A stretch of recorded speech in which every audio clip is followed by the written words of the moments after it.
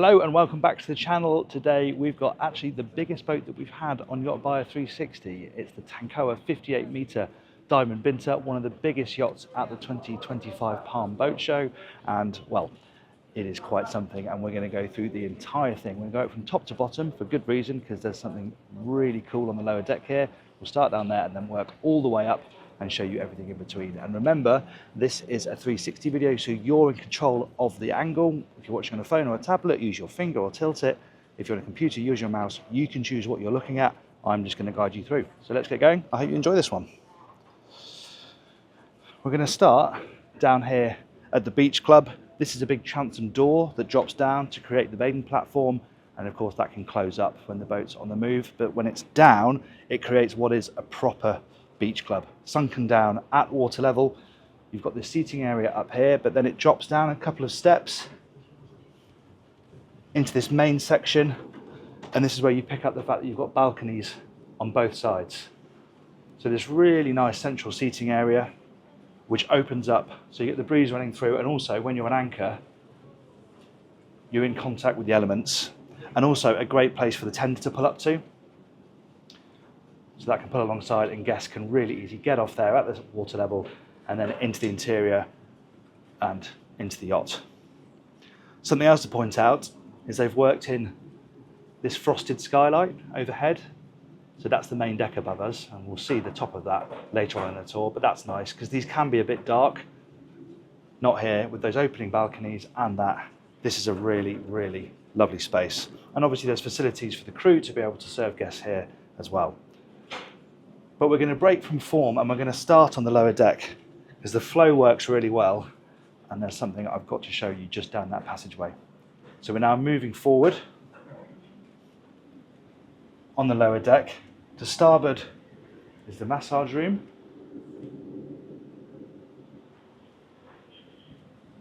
Opposite that is a day head. Obviously that's very handily located for guests to use during the day, certainly if they're using the beach club. But then check this out. She's running a pair of 2,500 horsepower Caterpillars, and through this passageway, which is a guest passageway, you can see them. There's glazing on either side, so you can actually inspect the engines from within the interior. That is something totally unique. I've not seen that before. And it also means I don't have to take you into the engine room, because there they are, the two big cats. How about that? What a cool feature. Making a highlight of the engineering. We love to see it. Right, moving forward, we arrive on the lower deck to the guest cabins. So we've got a pair of doubles, the midships, a big double bed in here, storage over on that side, and then the bathroom is sort of semi-open to the cabin to give it more space. So you've got your sinks over there, shower over on this side, and then obviously the toilet's behind that door there. The cabin opposite is exactly the same. I'll just slowly move through there to show you. But yeah, very similar layout in here.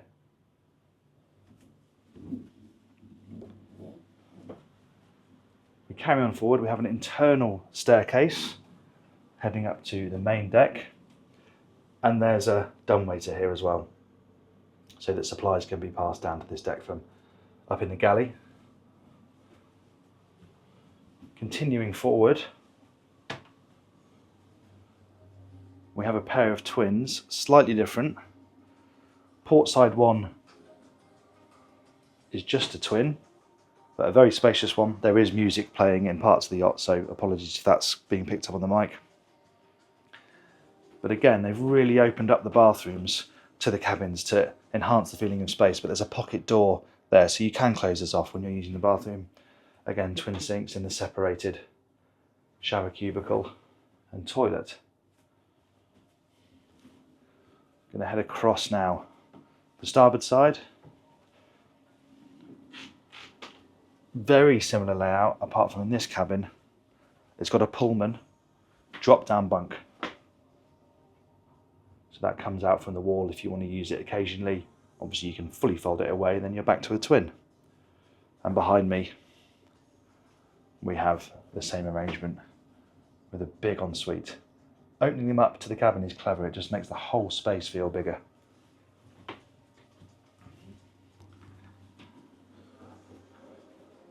And then something relatively unique for a 58 metre is having a 5th guest cabin. So we're now right forward alongside the crew accommodation, and there's another twin here. But it doesn't feel like they've had to shoehorn it in. I mean, I know it's 58 metres long, but for example, there's enough space here to still have a bureau over on this side. Not quite as much space in the bathroom here, but you've still got the separation of the toilet and the shower cubicle. And look at the marble in there. Massive shower tray, overhead shower. Specification is absolutely beautiful. Right, in we go to the crew accommodation, which links directly to the lower deck guest spaces, which is convenient. The galley's upstairs, so this is more of a crew galley where they can feed and water themselves without having to go upstairs. But nice that it's got this partition which separates it from the mess itself. Fridge and freezer down here as well. This is the crew mess. Big table here.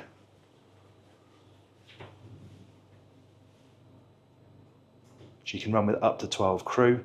There's a separate captain's cabin on the upper deck, which we're going to check out later on, but you can see they've got everything they need here. Obviously the TV, but then screens with cameras so they can see all over the yacht from here. And they've also got digital switching. So in terms of systems control and communication, they've got everything down there because obviously you're a long way from the bridge. So important to have that. And then the crew bunks are forward. I'm not going to pry into them, but I'll just show you the space. So 10 down here, and then you can sleep another 2 in the captain's cabin, which is close to the bridge. I'm going to head there in a moment. But first, we're going to go up internally to the main deck.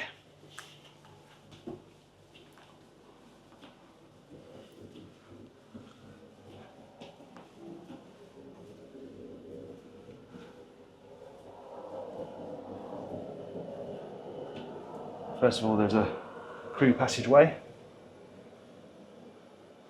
So internal passageway for the crew to use to get between the decks. And there's a pantry on this deck. Somewhere for guests to serve guests on this level, but of course it's also linked to the dumbwaiter.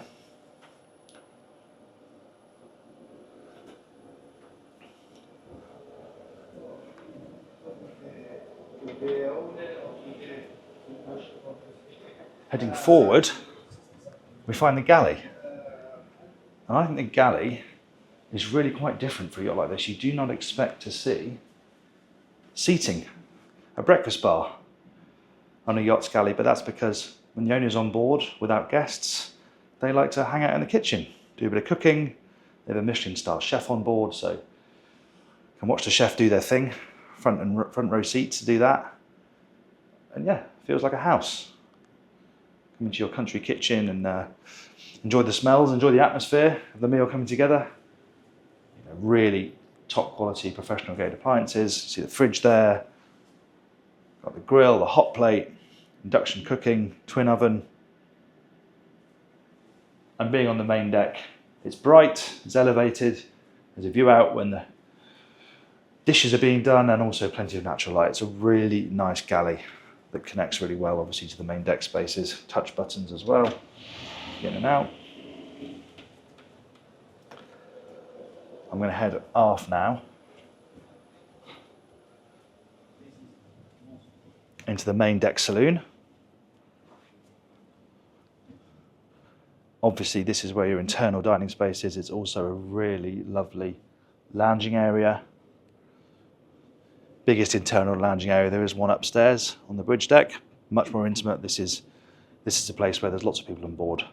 You're going to sit here, have a nightcap, and enjoy this really rather beautiful interior.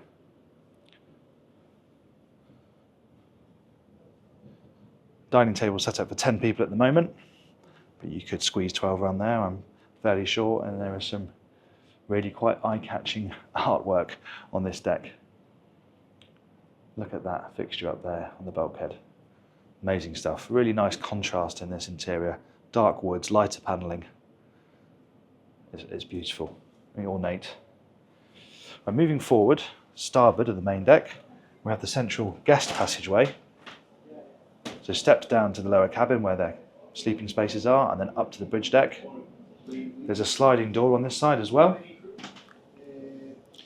So there's easy access out onto the side decks. And then moving forward, that's over to the crew passageway. The galley's down there as well, just to help you orientate yourself. We move forward and we arrive inside the main deck owner's suite. Masses of storage as you first come in. Nice angled desk on the starboard side, all finished in marble. That looks lovely.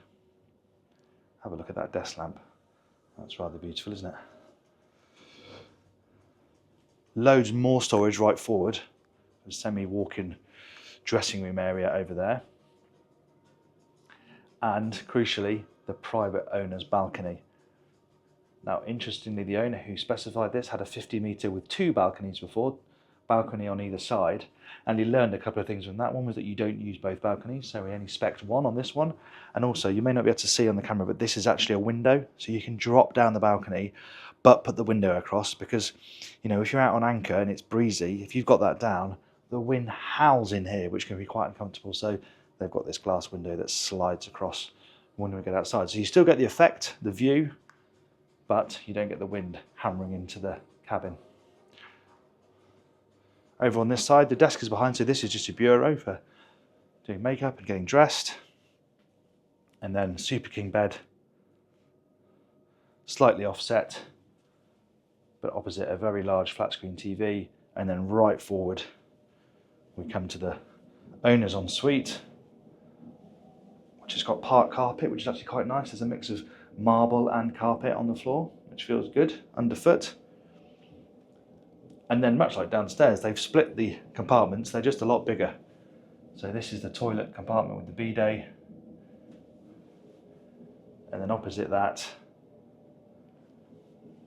the huge shower stall. Look at the size of that rain shower head. I bet that would be absolutely lovely. Gorgeous marble in there as well. And a window too, so there's a view out.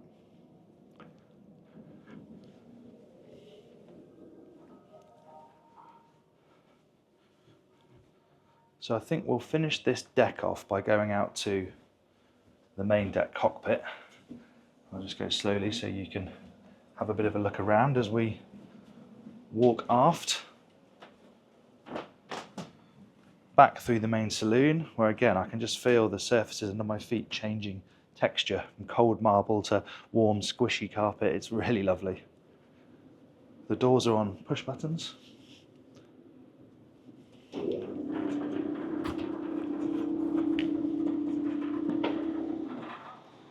And then we're out into the main deck cockpit. Big, comfortable, shady lounging area. Not a dining space, that's on the deck above. But the space here is remarkable. And you'll see that big black panel. If you pan down to deck level, that is the skylight in the beach club. So that is what is letting light down in there. You can walk on it, of course. Huge sunpad aft. You can see they've got the rod holders set up as well if you want to do a bit of fishing. And just check out the mooring gear. Look at those cleats and winches. Huge. The scale of this thing is truly amazing.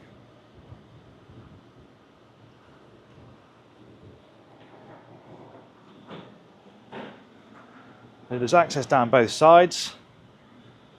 From this deck you can get into that sliding door on the starboard side we saw earlier on, just aft of the owner's cabin, and then it's crew access on the other side. And as the staircase is here, let's stay outside and head up to bridge deck aft.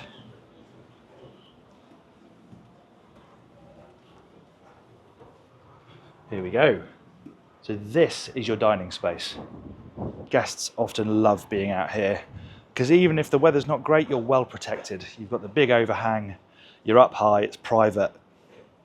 You've got a lovely view Nice breeze trickling over this deck. Vast, vast dining table as well. And I like this honeycomb pattern that you see inset to the table, inset to that table over there, and also as part of the wet bar. And you can see, actually, this seating area right aft is clear of the overhang, but they've got this shade set up, so there is some protection up here when it's a really hot day. On the starboard side, this unit has got cooking facilities in it. There's a teppanyaki grill in there. So again, the chef can do some cooking up here in front of the guests, which is nice. You see these pillars. There's strip lighting in those as well, so at night that's all subtly lit up, as well as the spotlights in the overhead. So nicely done. And I think we'll stay on deck to just show you round here, and then I'll come back to the upper saloon, because I can walk all the way around here to the foredeck. You've also got these glass doors. I'm just going to swing the camera around slowly and look aft. There's glass doors there, so they can come across to stop the wind funneling down the side decks for when guests are dining up there. More sliding doors on this deck as well.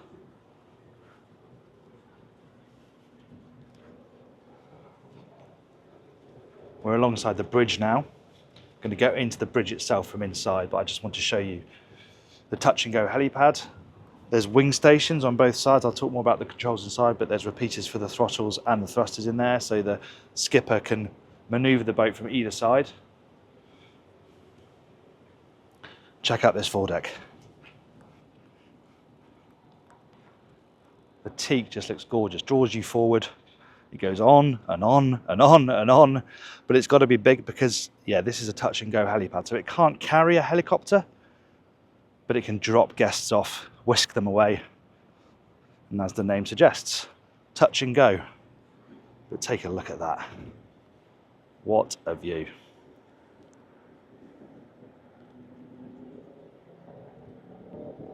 Awesome.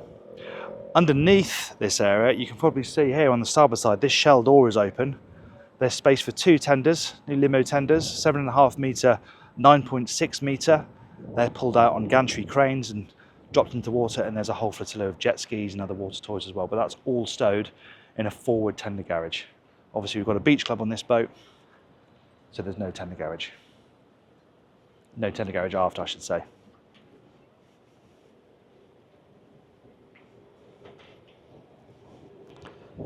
So heading down the port side now.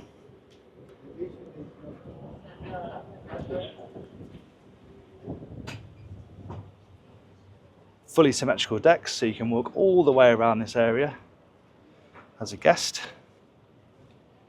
And we're now heading back towards bridge deck aft.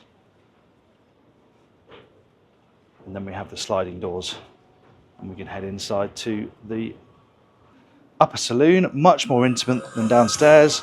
Smaller, cozier, obviously all angled to face the TV, so it's great for watching movies, watching sport. You can also use it as a games room, great for a nightcap. Yeah, lovely space. So I know there's music on in here. It's only in here though, so it won't last long. Yeah, this is a really nice family space. Moving through another door, we arrive at the top of that guest passageway that we saw earlier on. These are the sliding doors that we just saw on the starboard side. There's another pantry on this deck, just through there. That's all crew passageways down to the crew accommodation. And then right forward, that's where we find the entrance to the bridge. This is the office for the skipper and the purser.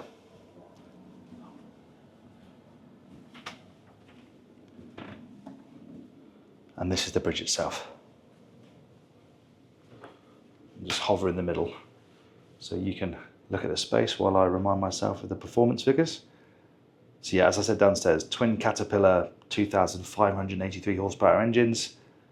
Her top speed is 17 knots. You can cruise at 15 knots, but the economical cruising speed is 10 knots, where the range is nearly 5,500 nautical miles. So comfortable ocean crossing range from what is a really nice bridge. A leaning post in the middle, then comfortable captain's chairs either side, 4 main screens in front of the helm, So you've got your pair of throttles, your thrusters, steering wheel, rudder control, everything you'd expect. And then there's a separate screen over on the port side, which is quite nice. So that's separated off with comms, totally independent screen as well. And of course, having this many screens means it can be very flexible depending on what you're doing.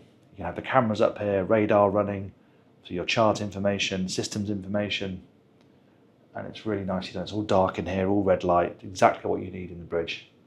Stylish though, as well. Obviously there are side doors on both sides, so the skipper can get out either side to use those wing stations. And I mentioned about the captain's cabin, which is on this level, so let's go and find that now. Just behind the bridge. And here it is. I mean, it's actually big enough and luxurious enough to be a spare guest cabin if you want it to be, but yeah, really nice accommodation for the skipper with the TV. You can tell it's the skipper's cabin because there's repeaters for the screens up here. You can keep an eye on things even from bed. Storage over on that side. And this is their private bathroom.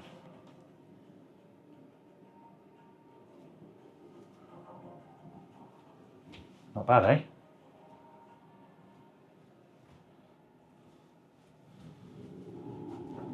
Back through into the crew pantry. Again, the dumbwaiter comes up to here. They can serve coffees, they can get out to deck. And they can actually get up to the deck above from here as well. But I'm going to go out back through the upper saloon just to show you the path up to the Sundeck from outside. And find the button again.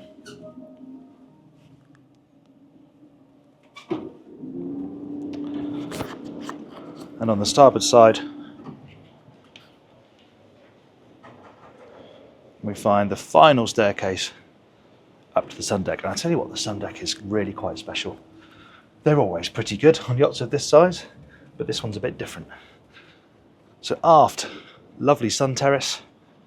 These big squidgy 6 sun lounges underneath the canopy shade. There's also a table up here, so guests can sit and have a snack and a drink. Big day bed on the starboard side. And then you'll notice that it's semi-enclosed. And it can be fully enclosed. This threshold has got sliding doors, so you can fully enclose this central area, which at the moment is set up as the gym. Now often the gyms are buried down in the bowels of the boat. How nice that this one is up here, so you've got the views. You're also connected to the hot tub, as I'll see in a minute. There's a day head through that door there. So there are toilet facilities on this level. A bar, of course, when you're not using the gym. And then right forward, how about that? Get on your Peloton, do your workout, climb off, straight in the hot tub. Freshwater hot tub, fully heated. And I love that it's glass sided and drinking in the views over that wonderful foredeck. That is a Sundeck that can really do everything, isn't it? Really impressive space. Okay, let's head aft.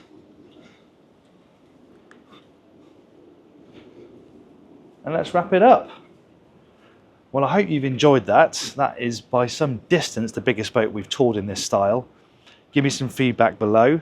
I hope you're enjoying this style of tour. I know it's different, it takes some getting used to, but we think it adds loads of value because you can have a look at whatever you want in great detail.